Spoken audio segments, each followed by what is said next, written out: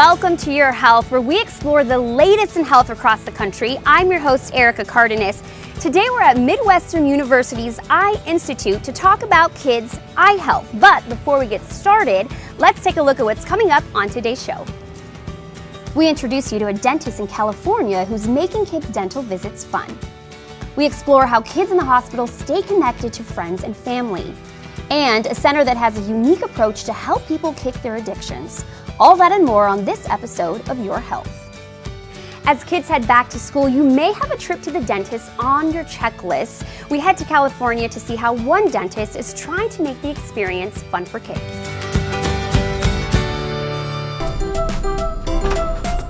Hi, welcome to the Super Dentist. How are you? Good. Super dentist is literally the only office on the planet where kids literally beg to go to the dentist, right? We know that 30 to 40 million Americans have dental phobia, which usually those phobias are formed when we're children. And they say dentistry is one of the top 3 fears. Death, public speaking, and going to the dentist. That's a pretty bad place to start with. Feels all right? Nothing's bothering you? Yeah. Okay, good. Well, as soon as you have teeth in your mouth, you have to take care of them because we have 2 sets of teeth, but we have to take care of them right from the start. Everything looks nice and snug. You're doing a great job with your brushing. Go ahead and bite down. Good job. I actually like going to the dentist now because it's better. I mean, the name says it all. We are the Super Dentist. Would you like some strawberry or mint? It's nice to see that they're not scared to come to us. They're actually excited to see us, so it's really cool. So we're gonna try to floss with the silly string today, okay? So you're gonna grab one end. So when I had boys, I have 2, of course, they've always been into superheroes. And it was about 3 years ago that I had to start getting them to the dentist. And I drive past this super dentist office and I saw the sign and I decided just to call and book their first appointment, and we've been coming ever since. Nice, almost there. See, you got it. Perfect. And then up, there you go. See, It's, a very important role, making sure that your kids understand the importance of their teeth and that they're able to maintain them through adulthood. And this is the foundation. And it's because of the super dentist that continues to bring us here. I don't think you can separate the idea of kids loving going to the dentist and loving to brush their teeth and having to make sure that they have good, healthy teeth when they get older, right? Because if they don't like it, if they don't like going to the dentist, if they hate brushing their teeth, none of the other stuff matters. In the super dentist, it's a more fun experience than a regular dentist because there's characters that you get to smile at instead of going in there and seeing dentists with drills in their hands and having a frown in your face. since they're little, make them have normal habits of brushing your teeth, flossing, coming to the dentist every 6 months as a normal routine. So I could continue with them when they're older. The dentists are really nice and they make you relax when they do all the stuff to your teeth. Taking care of your oral health is so critical. It's not just about teeth. It's about your physical health. It's about your psychological health. It's about your social health. And so we really take that very seriously. I mean, we do it in a fun way where we take our job is really serious and we want to make sure that we deliver quality care. We love our teeth and smile so we love the Super Dentist. No cavities or crooked teeth. The Super Duper Dentist. When a child's in the hospital, it's not always easy for them to stay connected to family and friends. But at Phoenix Children's Hospital, every room comes with a way for patients to always be in touch. My name is Sabrina Gwynn. I am Ian's mom. Ian is a frequent visitor here to PCH. He has severe medical condition called chronic intestinal pseudoobstruction. So his gut acts like it is obstructed when it's not actually obstructed. So any type of thing like a cold or something like that can tend to shut down his gut. And when that happens, we usually end up here. I'm pretty much here 24/7. I do not leave unless I have to. So I'm here for hours upon hours with him. I'm David Higginson. I'm the Chief Information Officer here at Phoenix Children's Hospital. When the patients come into the hospital, they're really disconnected from everything electronic that's taking place in the hospital, and the only really way they are interacted with is verbally for the most part. We recognize that pretty early, especially some of our patients are in here for a month at a time sometimes in isolation because of their disease. And so we want to reconnect them not only to what's going on at the hospital so they could look at their lab results and maybe things that were clinically important, but really get connected back to their family and their community. We have over 400 rooms here at the hospital, and every single room has an iPad in it. People don't have to wait for an iPad, it's there right way for them. Well, it makes you have fun, and you can also watch movies on it.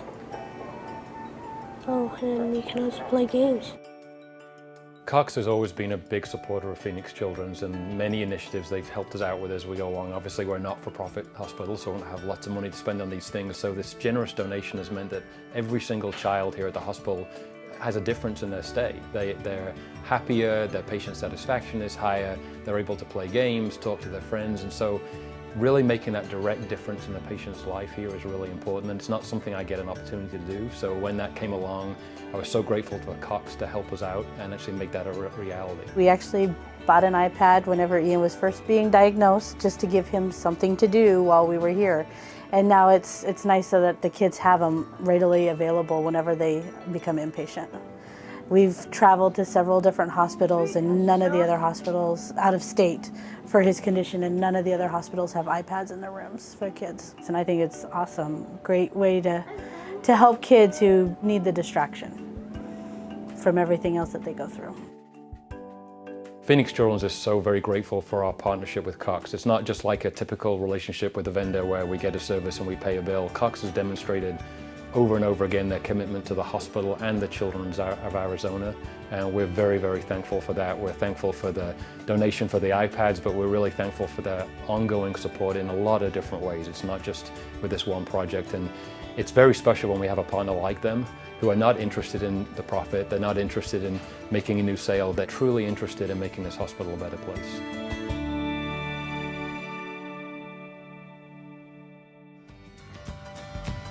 We have much more coming up on Your Health, so stick around. What about these? We talk to the experts about why your kids' eye health can impact how they do in school, and the myths of weight loss surgery and how it can be a way to achieve your long-term weight loss goals.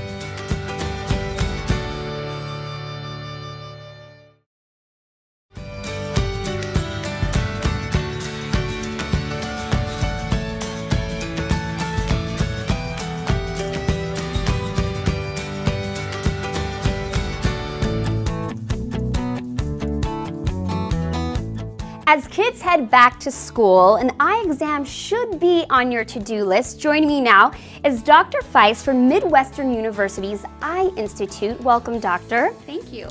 Let's talk first about overall eye health. Why is it so important for kids to get their eyes checked? It's really important to bring your kids to get an eye exam because you want them to be able to make sure that they can see the board, but it's also super impactful when they're learning to read.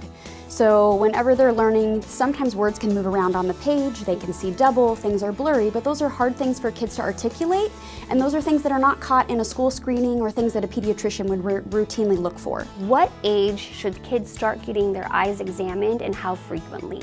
This is something that surprises most people, but actually the first age you should actually get your child checked is at age 1. There's an infancy program where all kids under the age of 1 actually get a free eye exam. So all you have to do is look up an infancy provider, and they'll provide the eye exam to any person for free.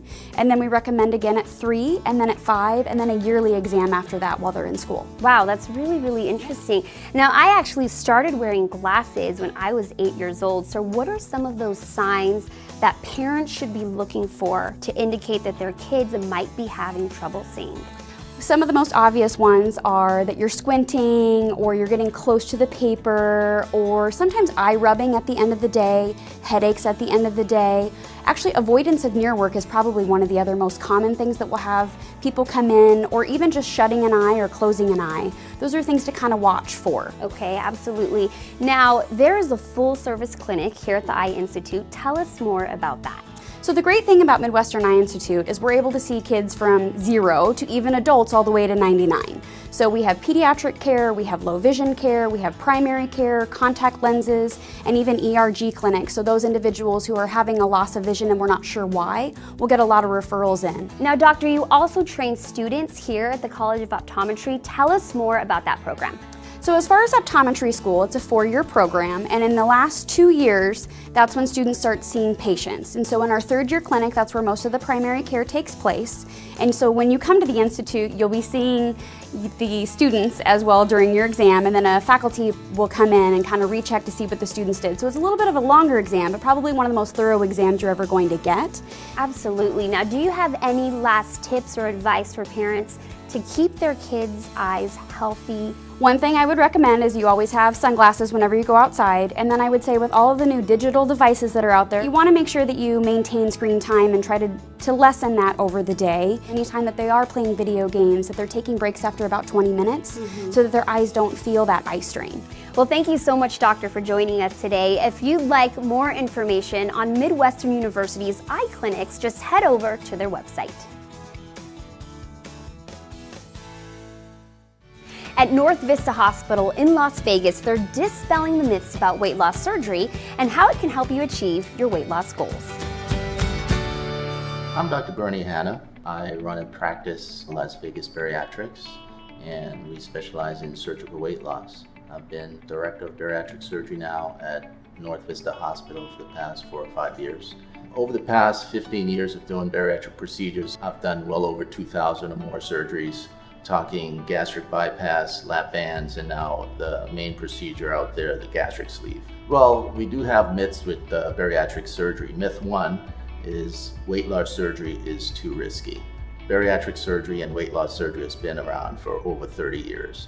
And with our current technology and the advancement of technology now, we've refined this process where now bariatric surgery is really not that risky. Every week I see patients in the clinic, post-op follow-ups. Dr. Hanna, I'm off my blood pressure medicine. I'm off my diabetes medicine. Oh, life is so great. So this is what we like to see and what we like to hear. This is why I love what I do. Myth number 2, weight loss surgery requires a long recovery time. Now the procedure time is much shorter. Literally, we can do a bariatric procedure in 20 to 30 minutes. Patients are up, moving around right away, literally within an hour after surgery, walking around. So the downtime is very low. And some patients within 3, 4, 5 days, they can actually go back and start resuming things. So myth number 3, weight loss surgery is the easy way out. So with bariatric surgery, we teach patients that this is a lifestyle, and the surgery itself, we don't look at it as an easy way out because there's a lot of work involved. Myth number 4, eating will no longer be enjoyable. Well, you can still go to the restaurant, you can still order food. However, your stomach is smaller now. If I made your stomach 1/3 the size, obviously you're gonna eat less. Patients can still enjoy their food. It's all about the quality of the food and not the quantity. When we talk about our bariatric program, it truly is a program. And we're supposed to follow our patients for at least up to 5 years after their procedures. So we have a regimented follow-up. Post-operatively, they have to see us in the office. They see our dietitians. They see us. We do monthly support groups. The nursing staff is consistent, so they know how to take care of these patients. So the experience from they walk in the door, coming through the whole process is truly a great experience. After your procedure, I consider you my patient for life. But North Vista Hospital, you can sign up for a monthly seminar where anyone's invited to come in, and that's at no charge, that's totally free. The physician, myself, is here. We talk about bariatric surgery, so it's really an educational experience for you. We're here to help patients change their lives for the better. If you have a student athlete, make sure to get a sports physical before school starts. It can help to diagnose any potential problems before the sports season begins. Coming up, a center who has a different approach to helping those with addiction and getting to your goal weight while enjoying the foods you love.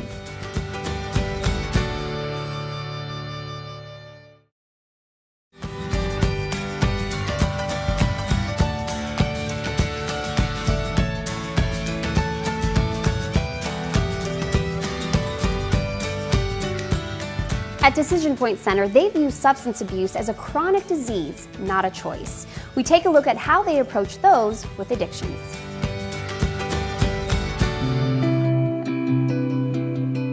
The purpose of Decision Point is really to create a program that does what drug and alcohol treatment should do. We absolutely know that alcoholism and drug addiction don't occur by themselves. Most of the time, what we see is an individual who has experienced trauma, an individual who has a co-occurring mental illness. Some come from really significantly horrific family situations. A lot of healing has to be done. You know, most of the people out there don't understand that the correlation that exists between having been traumatized at some point in your life and developing a substance use addiction or alcoholism is 85% in the research literature. We rarely have a client at Decision Point who doesn't do some element of trauma work. The most effective way to do that is EMDR, eye movement desensitization and reprocessing. It is the Department of Defense treatment of choice for veterans returning home from Iraq and Afghanistan. And we utilize other protocols within EMDR that actually allow us to disconnect the pleasurable feeling in the brain and the relief of anxiety from the use of the substance. And when that happens, what we observe is wonderful. The brain begins to present the individual with alternative ways to feel good and not be anxious that don't involve substances anymore. I know by continuing to do the right thing, I got people that are willing to show up for me and guide me along the way and help me out as much as possible. You know, and that's only through opening my mouth and trying to build the relationships with people and not being so closed off that led me to the same place over and over again. Whatever you might be thinking, they get you here, man. They understand. It saved my life and continues to today. There's a better life out there, and sometimes you just need a wake-up call. There's hope after that, you know? Our mission is to give them the tools to maintain sobriety and to be able to launch them into a life that has direction and purpose, and to let them know from the very beginning that we have not given up on them and that we never will.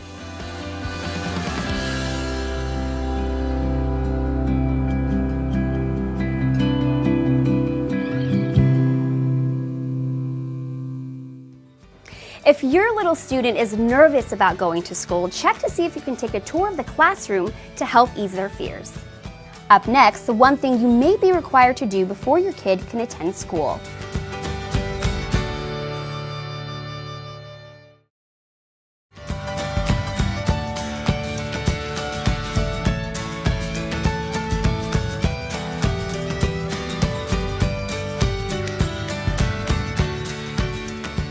If you're finding it difficult to eat healthy, the new Freestyle program at Weight Watchers could be the answer to help you get back on track.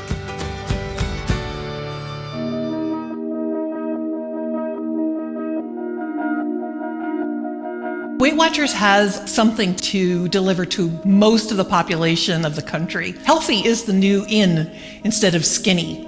And healthy means that you're going to be eating healthier, moving more, even having a more positive mindset and getting more involved in your happiness. Weight Watchers is all about that. You know, we have a fabulous food plan that leads people to make better choices, and we coach people into making better portion control choices as well.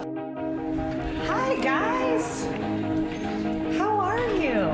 Hi, so good to see you, yes. Oh, love our members. The Weight Watchers program that we have right now is called Freestyle. It's the most flexible program that we've had so far, by far my favorite. I think that it adds a lot of validity for me, that as the program changes, I don't change. My weight stays the same, my habits are staying the same, and that flexibility is what members are really loving right now. The Freestyle program is built with enormous flexibility, and what that means is that there's a lot less tracking. If a member's able to track less and eat more naturally, because there's so many 0-point foods, over 200 0-point foods on the food list, that means that any place you go, you can find a food that's easily eaten and you don't have to track it at all. Lots of flexibility.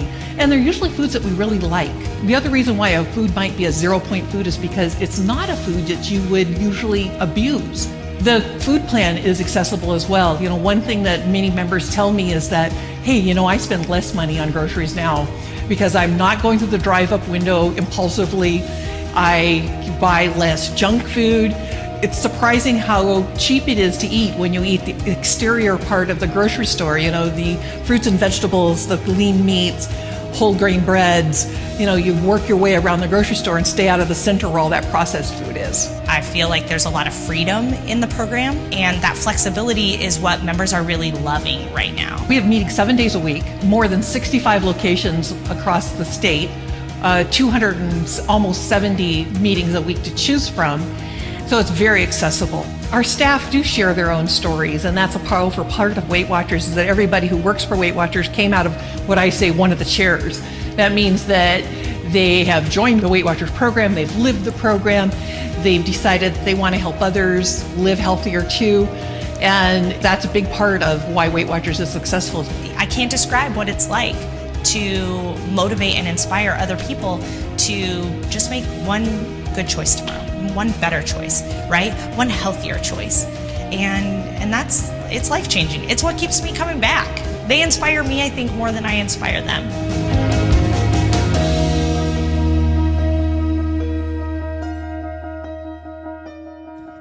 We'd like to thank everyone here at Midwestern University's Eye Institute for having us out today. If you'd like to visit their retail center or clinic, just head over to their website for more information. Before we go, here are a few more tips to ensure a good school year for your kids.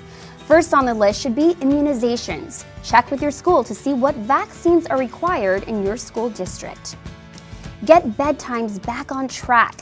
Kids need quality sleep to function in school, so make sure your child's getting the recommended sleep, anywhere from 8 to 12 hours depending on their age. And finally, stay in tune with your child's mood. Depression, anxiety, and stress are big health risks for children. Don't take fine for an answer. Be sure to engage your kids in conversation to see how things are going. Thank you for joining us on Your Health. I'm Erica Cardenas. See you next time.